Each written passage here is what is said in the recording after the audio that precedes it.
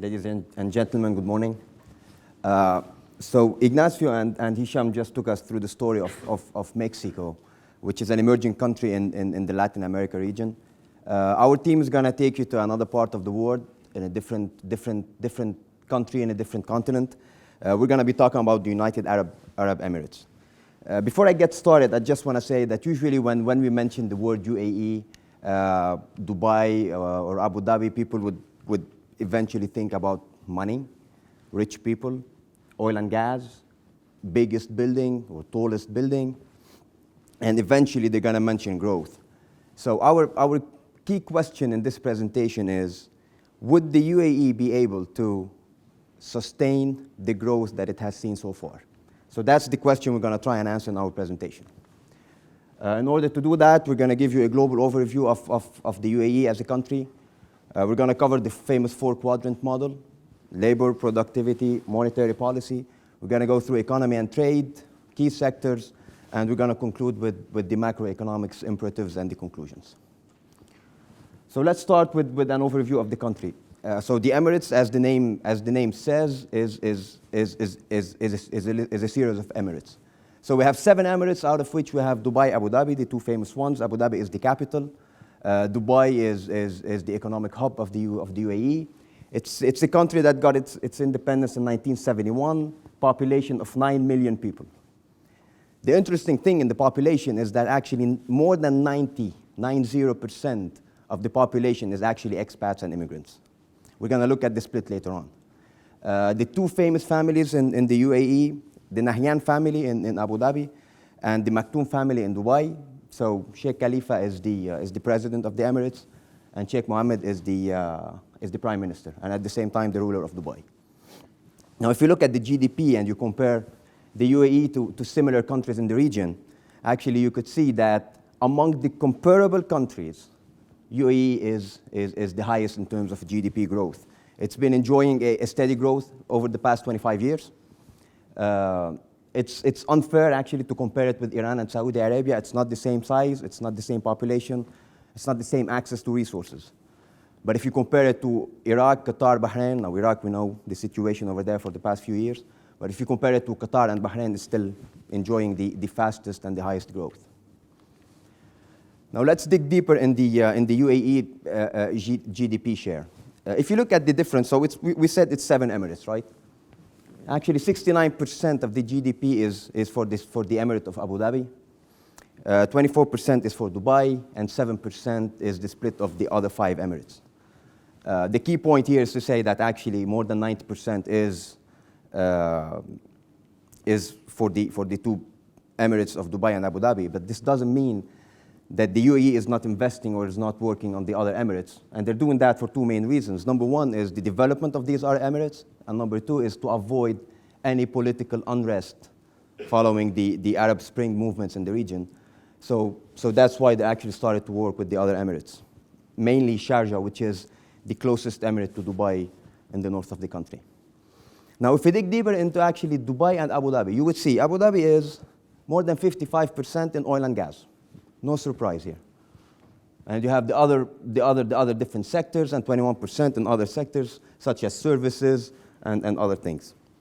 However, if you look at Dubai, actually you would see the diversification. Now, the word diversification is going to come a lot, because this is exactly what the country is looking at in terms of reducing the exposure to the oil prices. And how do you do that?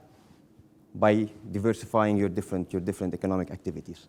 So actually, Dubai is doing this today. You can see it's a fair split. You've got retail, transport, real estate, manufacturing, banking, construction, and other, including oil and gas.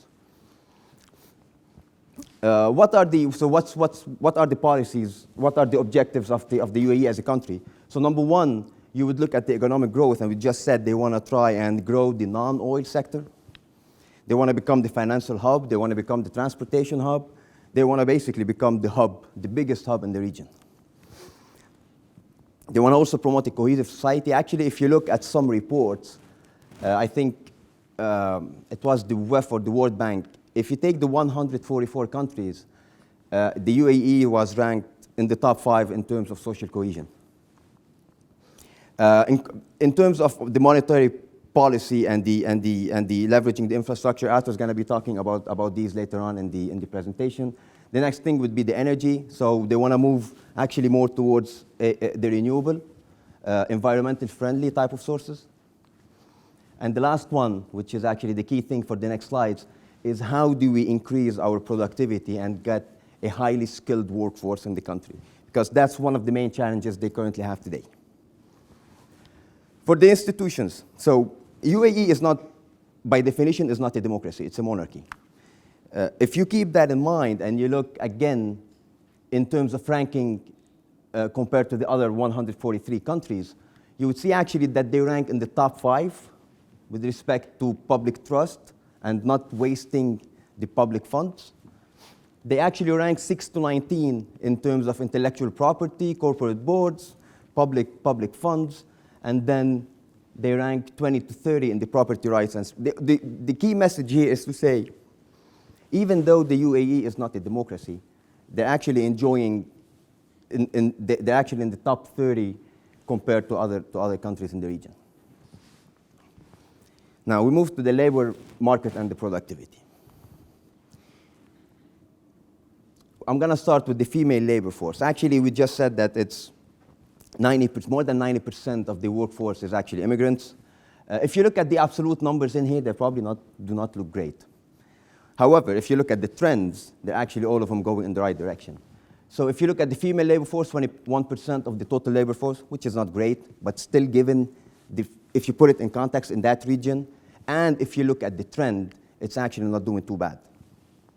The youth unemployment, 11%, it's by far not good. But again, if you look at over the past 5 years, you would see it's decreasing, it's going in the right direction. The sector driving the employment growth, no surprise here, energy is driving that with oil and gas. But again, other sectors started to get involved, including transportation, finance, infrastructure, real estate. And then you've got other key the KPIs in here that basically show that today the situation in absolute numbers is not great, but it's heading in the right direction. Why do people want to go to the UAE? I bet that few people in this room or people you know either have been or want to go or are interested in working in the UAE. Why would that be? But it's for all the reasons we've already mentioned. It's a stable country in a non-stable region. It's very economically attractive. It's booming, it's growing. It attracts low skills and high skills. So skills, for any type of skills, you can find your place.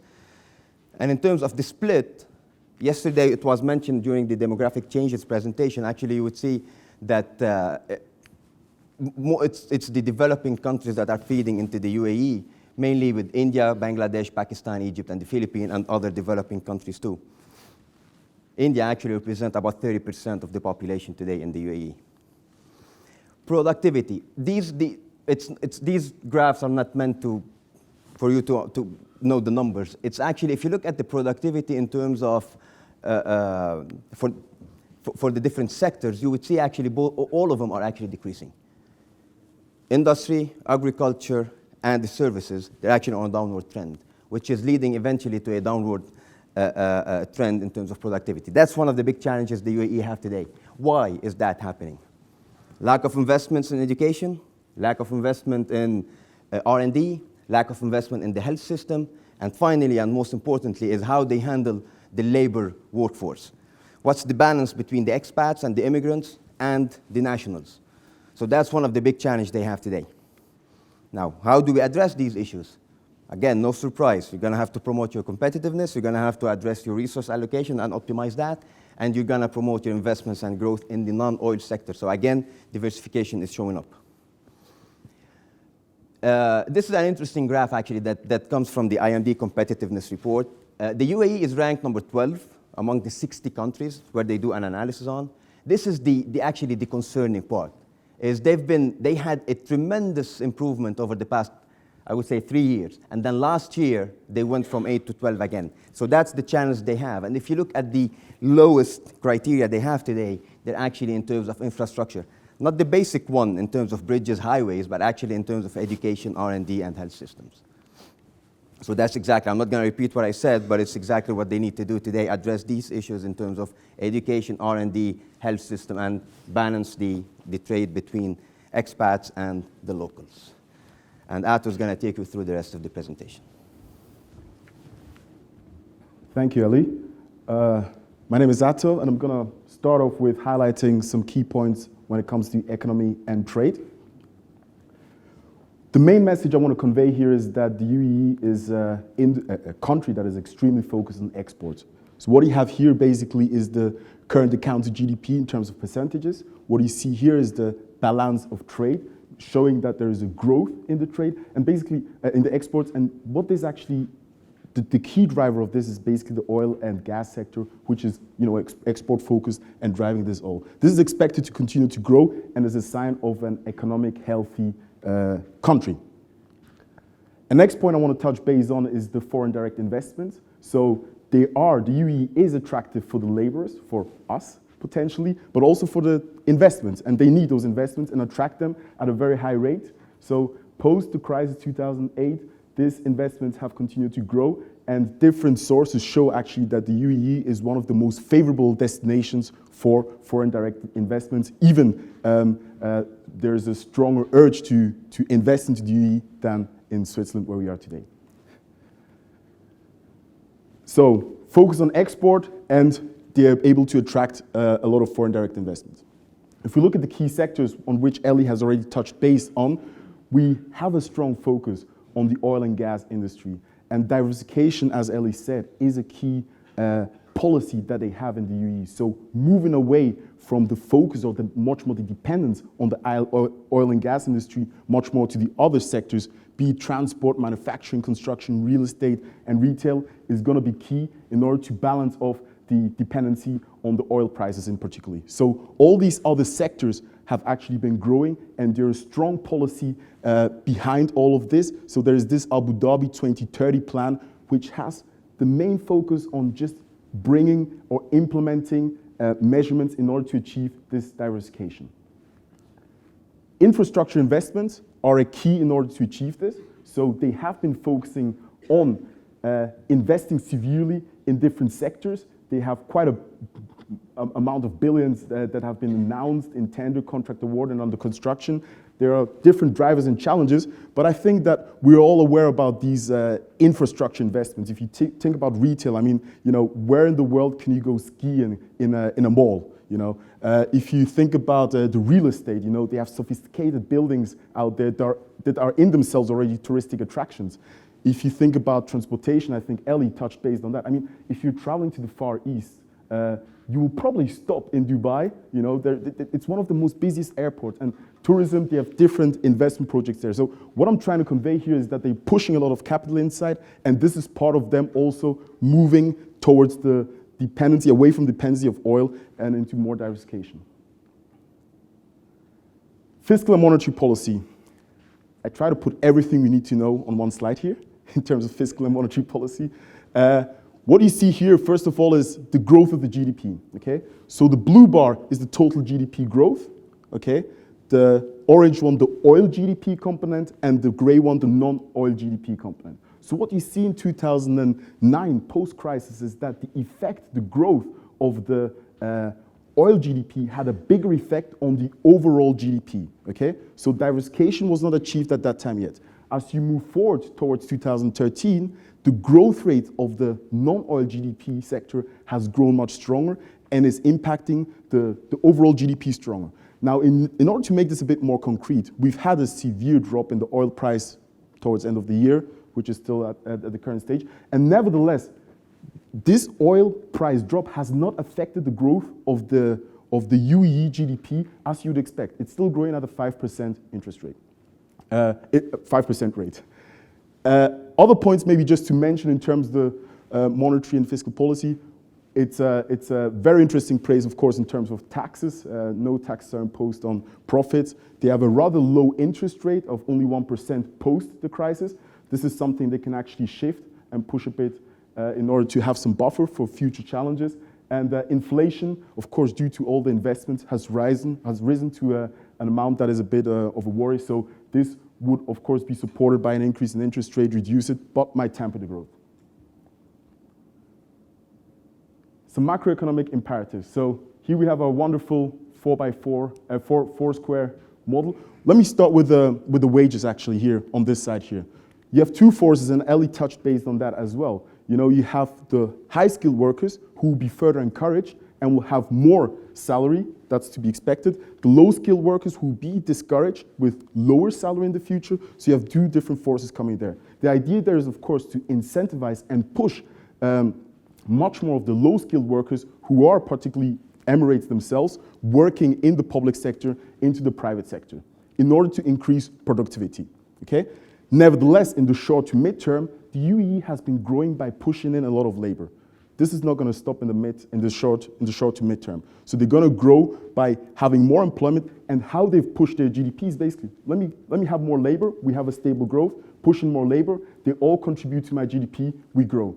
The big challenge indeed is then to move those low-skilled workers into more productive worker, and that being the focus of growth. So if each worker can produce more, can be more productive, also through the capital injection, you'll have a stronger growth and a less dependency on the foreign workers, which is of course as well as a risk. If you move then towards this quadrant here, there is the capital investments, there is the labor force that is injected, and this also raises the inflation, and there, as I mentioned before, they might want to adjust the interest rate in order to control the inflation, so meaning that push the interest rate up. The challenge there, of course, is this will temper the GDP growth, so let's see if they really move towards that direction. Nevertheless, what I didn't mention is that there is a strong backbone, a strong financial institution backbone to support all these measures that the UAE is going for. Okay, there's a high liquidity measurements of the banks, there's a high regulation there and high transparency in order for them to be achieving their measurements there. We've got two scenarios for you guys in terms of what could happen, what will happen with the UAE. So you have the simple scenario in which the UAE basically succeeds in their diversification, okay? It's pretty straightforward. The economy continues to grow. They will continue to attract high and low-skilled workers into the country. They will continue to attract a lot of foreign direct investments, which is also necessary for their growth. And from a diversification point of view, they will be able to diversify away from the oil sector into the non-oil sector. Let's make no mistake here, the oil sector is still very important and it's going to remain important, and that is what has supported the growth of the UAE. But again, it's just about focusing on other sectors in order to balance the variation. The next scenario, of course, is they do not achieve this diversification, okay? And the reasons for this could be many. It could be one of any of these reasons. It could be a combination of these reasons. So you can have, from a political and geopolitical standpoint of view, some crisis. It's not a safe haven. The region in itself. So what if these affects actually the UAE itself, okay? What if the economy, which is severely based or focused on exports, okay? The overall global economy experiences a serious dump, and then this affects the UAE not being able to export more, thus not being able to innovate or invest in innovation and education and other things that are relevant or important for them to further diversify, then we'll face a serious challenge. And what we didn't touch base on is actually, or we did touch base on, is you have the strong ruling family. What if this changes? What if we have a different mindset of people coming in that are ruling the UAE who, at this stage, they don't care about anything. All they wanted to do is to make this country the best country basically in the world. What if there's a shift there? These are all risks that could temper the growth of the UAE, a sustainable growth and the diversification. Key takeaways. So the question we started with is, will the UAE be able to diverse and sustain and have a sustainable growth basically, okay? And the question, as one of our famous professors always says, is yes and a no, or it depends if you want it that way. And it depends on how able they will be to diversify, to invest in education, in the R&D, the health system, build a momentum on innovation, push the local workers, and I don't think that's going to happen so soon actually, push the local workers to find the private sector to be more attractive and develop them into high-skilled workers, because this is a mindset change. This is a change of generation probably, okay? And of course, continue accelerating the regulatory and legislative reforms. The question we can put out in the room is then, is the UAE ready to transform from an emerging market to an emerged market? And to you, ladies and gentlemen, would you invest in the UAE? Thank you very much.